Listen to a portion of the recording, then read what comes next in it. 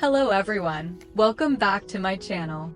Thank you for always staying with me and following every episode of this emotional, stormy journey. While Hung is still struggling, not knowing how to deal with his mother suddenly returning, bringing back a whole mess of worries and unresolved pain from the past, another unexpected problem hits him, making everything even more intense. What lies ahead might be far more than what Hung ever imagined. Stay tuned and follow today's video to catch up on the newest twists of this story. Take a seat, stay calm, because everything is about to begin. Before meeting Hoài Ca, Hung once had a deep, youthful love, a long chapter filled with memories and unfinished dreams.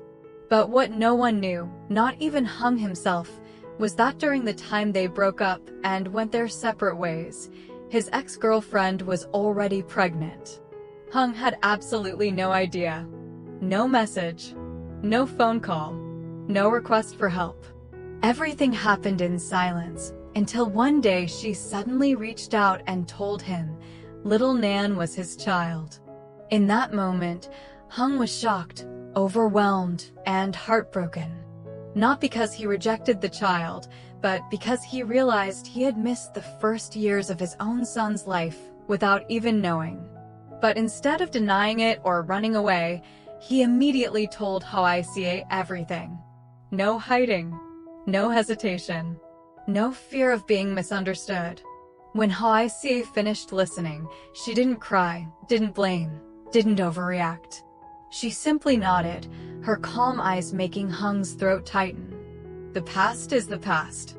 A child is innocent. You told me when you were ready. I have no reason to hate anyone. That quiet, gentle acceptance made Hung respect her even more. Not every woman can face such a truth with that level of maturity. Later, Hoài Ca even took the initiative to meet Hung's ex. And the meeting turned out gentler than anyone expected. No hostile looks, no sarcastic words, no jealousy or bitterness. Just two grown women speaking to each other with respect. One represented the past, the other the present, and neither wanted to hurt the other. Sometime after that, Hung's ex went abroad to work. When she finally got her citizenship, she brought little Nan with her, hoping he would have a better education. Hung and Hoài Ca were sincerely happy for them. They thought things had settled beautifully. The past was laid to rest. The present continued in peace. And everyone had their own life. But life is never that simple. One afternoon, while Hung and Hoài Ca were living quietly like any other day, his ex suddenly appeared at their door. In her arms was little Nan, thin, pale, exhausted. The shock made Hoài Ca freeze for a few seconds. Little Nan was sick. Treatment abroad was too expensive, far beyond what his mother could handle. But the biggest problem was this: his blood type was extremely rare. Among both sides of the family, only Hung was a match. So the mother and son had no choice but to return to Vietnam and come to Hung for help. After hearing everything, Hoài Ca simply took a deep breath and said softly, "Let Hung handle it. This is a child's life. It's a father's responsibility. No jealousy, no resentment, no attitude. Just a level of maturity that demanded respect." And it was that calmness that made Hung's heart ache and feel grateful all at once. That afternoon, the sky looked as if it was covered in a thick layer of lead.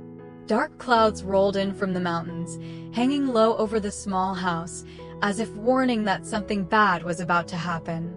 Cold gusts of wind slipped through the gaps in the metal roof, making the awning rattle with a chill that crawled straight down the spine. Hung stood on a ladder, sweat beading on his forehead as he patiently fixed a crooked section of the awning blown loose by the wind. He did these little chores out of habit, his quiet way of keeping their home peaceful and safe. Meanwhile, Hoài Ca was hanging Tony's clothes to dry in the yard. Her hands moved quickly as she wrung out tiny shirts and clipped them to the line. Every now and then she glanced up at Hung, the familiar look of a wife both worried he might fall off the ladder and reassured that he was there, safe, still hers. Neither of them knew that in just a few minutes, their entire life would be shaken to the core. Knock, knock, knock. The sound at the gate wasn't loud, but in the quiet air, it echoed like a drum. Startled, Hoài Ca wiped her hands on her pants and walked quickly to the gate. She didn't think much of it, maybe a neighbor, a delivery guy, someone dropping by. But the moment the gate cracked open, her whole body froze. 1 second, 2 seconds, before she remembered how to breathe. Standing before her was Hung's ex-girlfriend. Her face gaunt, her skin pale, her eyes swollen and exhausted, the kind of exhaustion that told you she'd been through hell. Beside her was little Nan, Hung's biological son. The boy who used to be chubby, lively, running around nonstop. Now stood there so thin his collarbones showed, lips pale, eyes dull as if he no longer had the strength to stay upright. Hoài Ca forced her expression back into calm. She managed a small smile, the kind a woman gives when she knows she must set her personal feelings aside. You're back? Nan has grown so much, but why does he look so pale? The ex lowered her gaze, gripping Nan's tiny hand as if letting go would make him collapse. Her voice trembled, though she tried to stay composed. I brought him back. Over there. I can't afford the hospital bills anymore. And only Hung has the same rare blood type to donate to him. Every word dropped like a stone. No one needed more explanation. That alone was enough to understand how much suffering the two of them had endured. Hoài Ca didn't ask more, didn't judge, didn't show a single spark of jealousy. She simply turned around, calling out, her voice shaky but still clear. Hun, come here. Inside, Hung was tightening the last screw. He thought it was something small, so he brushed the dust off his hands and walked out. But the moment his eyes landed on little Nan, everything inside him collapsed. He froze for a second, disbelief washing over him. Then he rushed forward, dropping to his knees, his hand trembling as he touched his son's shoulder. Nan, what happened to you? Daddy's here. Daddy's here. Just hearing his father's voice, Nan threw himself into his arms. The boy's tiny arms wrapped around him, weak, trembling enough to break anyone's heart. He cried. Not loudly, but the kind of silent, strangled cry that hurt so much it felt like it might tear your chest open. In that moment, the whole yard seemed to stop breathing. No wind. No rattling roof. No sound of clothes swaying. Only the shaky breaths of a sick child. And the hearts of both parents tightening at the same time. That moment was the beginning of a storm no one was prepared for. On the day of the blood transfusion, the air in the hospital room was so cold that anyone who stepped inside felt a tightness in their chest. The fluorescent lights were bright white, yet somehow the whole room still felt gloomy, like rain was about to fall. Hung sat right beside the bed, not moving an inch. His hand held little Nan's tiny hand so tightly that his knuckles turned white. Anyone looking at him would understand immediately if he let go. He was terrified he might lose this child a second time. Nan lay on the bed, and 4 needle in his hand, his small body trembling in faint little waves. The boy turned his head slightly toward his father, giving a weak smile. Daddy, don't worry. I'm okay. That tiny sentence pierced straight into Hung's chest. His voice was so fragile that a slightly stronger breeze felt like it could blow it away. Hung leaned down, gently brushing his son's hair, trying hard to steady his shaky breath. Daddy's here. I'm not going anywhere. On the other side of the bed, Hung's ex sat in silence. Her hands were clasped so tightly together that her nails left marks in her skin. Her eyes were red, her lashes wet, but she didn't dare cry, afraid it would scare her son. Meanwhile, Hoài Ca stood just outside the room, but she didn't stand still. She paced back and forth, arms full of warm porridge, towels, water bottles, and the medication the nurse had just handed over. Every few minutes, she would ask the doctor, "Are his levels stable? Is he getting more tired, doctor? When the porridge cools a bit, he can eat it, right?" Her behavior was no different from that of a real family member. She paid attention to every little detail. Even when the blanket slipped off Nan's feet, she hurried in to pull it back up, gently, carefully, as if afraid of hurting him. People passing by the room actually thought Hoài Ca was his biological mother. Not one person imagined she was just his father's wife. Because the way she cared for him was even more attentive than a mother. So thoughtful that even the nurses kept glancing at her. Hung's ex watched the whole scene unfold. At first, she tried to hold back her feelings, but the longer she watched, the more her eyes glistened, until finally a single tear slid down her cheek. Not because she was sad. Not because she regretted anything. Not because she felt jealous. But because she was grateful. Grateful that at the moment when she was exhausted, desperate, and had no one left to rely on, another woman stepped in, someone with no blood connection to her son, and still cared for him with her whole heart. In that moment, the small hospital room suddenly felt full of a warmth no object could measure. A week later, little Nan's numbers finally began to stabilize. His cheeks had color again, his breathing was steadier, and he no longer looked as fragile as a leaf that could fall apart with a single breeze. The doctor checked his charts carefully, then smiled. "He's responding well. Let him go home and rest for a while before preparing to board the plane back overseas." The entire room seemed to brighten instantly. Nan's mother exhaled in relief, Hung's shoulders relaxed, and Hoài Ca, genuinely happy, still didn't forget to note down every single instruction the doctor gave, typing everything into her phone as if afraid of missing a detail.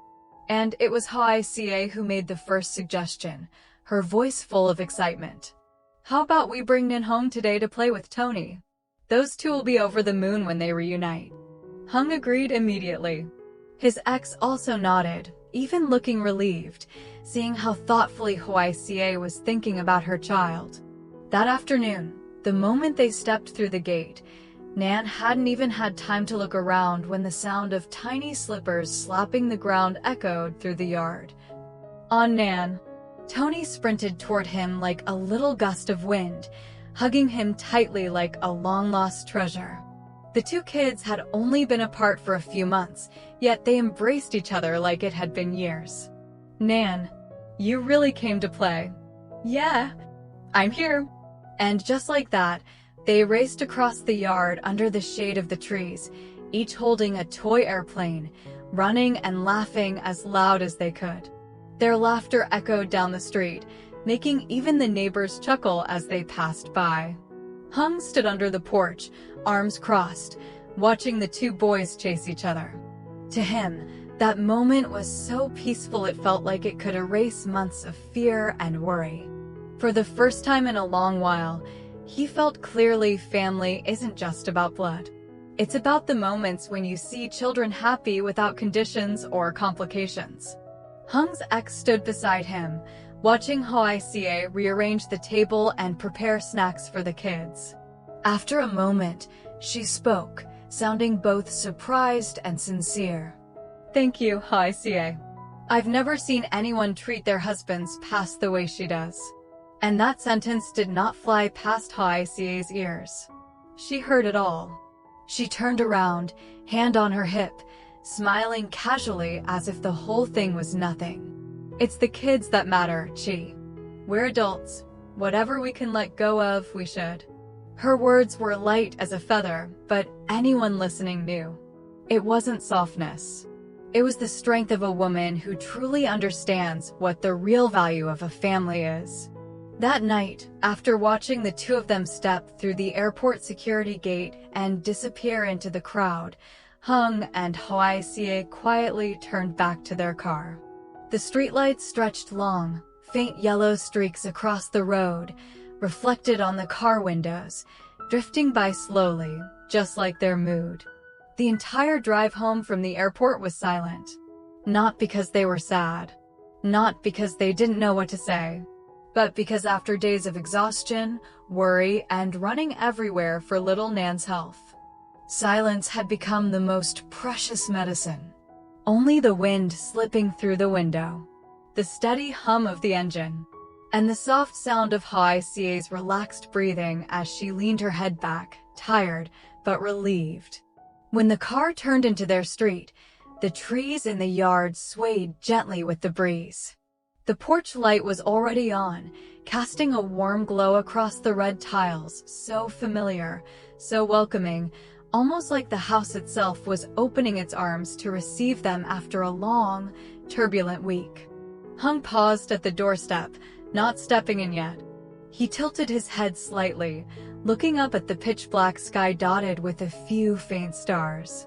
The night air was cool, carrying the earthy scent of damp soil after the evening chill, a scent that finally allowed him to breathe again after days of tightness in his chest. Then he turned to Hoài Ca.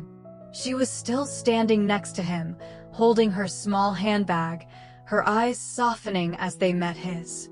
His voice came out low, warm, and so sincere it felt like the wind carried it.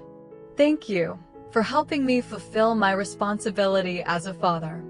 Hoài Ca didn't answer right away. She stepped closer, close enough for the faint scent on his shirt to blend with the cool night air. She leaned her head on his shoulder, a light touch that instantly softened Hung's heart. Her voice was quiet, but steady and full of warmth. "You're Nan's father. When it comes to children, we never turn away. I married you, not your past." The simplicity of her words melted every heavy stone in Hung's chest. The fears, the guilt, the worry that she might be hurt, all of it dissolved in that moment. Hung turned, took her hand, and squeezed it gently. That squeeze wasn't just gratitude, it was a silent vow shared between two people who had weathered too many storms together. "I'm grateful for you, for the rest of my life." Hoài Ca laughed softly, half teasing, half tender. "You can be grateful forever, just don't make me angry again." They both chuckled quietly. A small laugh, but warm enough to make even the night breeze feel softer. A cool gust swept through the yard, rustling the leaves. Tonight, everything felt strangely peaceful. No lingering fear. No heaviness like the day Nan first returned. No storm hanging over their heads.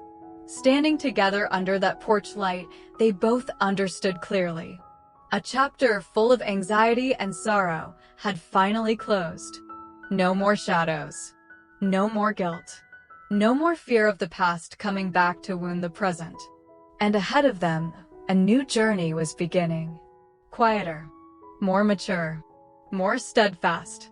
Just like their small family, loving each other even more after the storm. The matter with his ex and little Nan had finally settled down for now. A heavy weight in Hung's heart was finally lifted, allowing him to take a deep breath after so many exhausting days. But just as peace was beginning to return, another truth slowly rose back to the surface of his mind. His mother. The woman who left, then suddenly came back.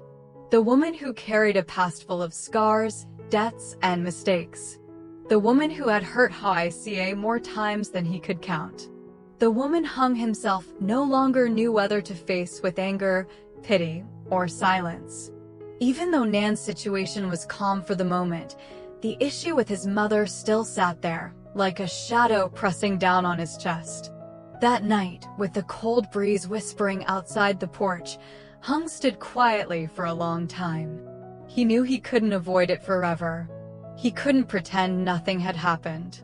And he couldn't let Hoài Ca carry all the awkwardness alone. But how was he supposed to face it?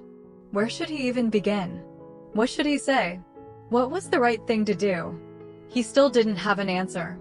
Another battle was waiting for him, and this time it wasn't about being a father, but about being a son. How would Hùng handle it? Could he forgive? Could those old wounds finally heal? And would Hoài Ca continue to stand by his side through the hardest part? All of that will be revealed in the next episode, airing tomorrow. Don't forget to follow the channel so you won't miss any emotional and heart-wrenching turns of this story. See you all tomorrow.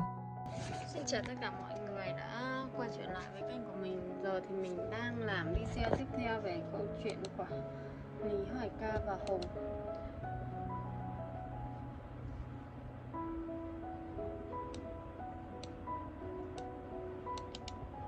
Mình đang làm video nhưng mà vẫn chưa có xong.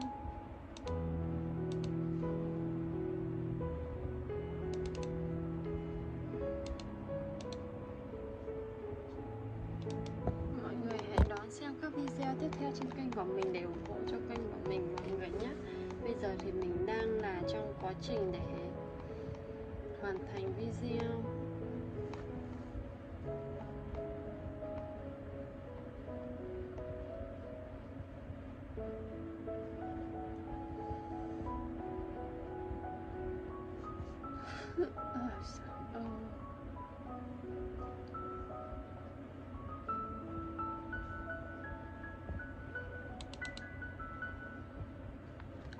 Tạm biệt mọi người, hẹn gặp lại.